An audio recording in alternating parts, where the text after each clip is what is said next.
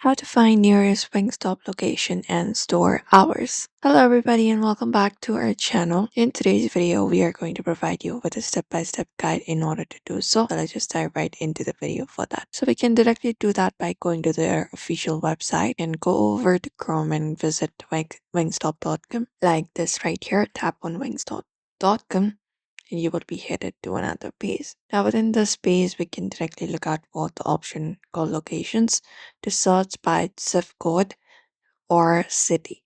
So you can just go over and look out for the location option either from the main home screen here or look out for the menu option in the top left, and from the menu that pops up we can select the option for location here.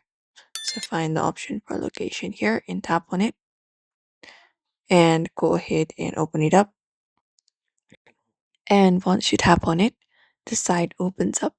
Now, in order to view it instantly, what we can do is look out for the search option in the top right corner once you tap on it.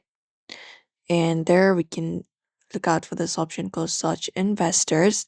So there we can just go over and instantly view the closest operating location with hours and directions.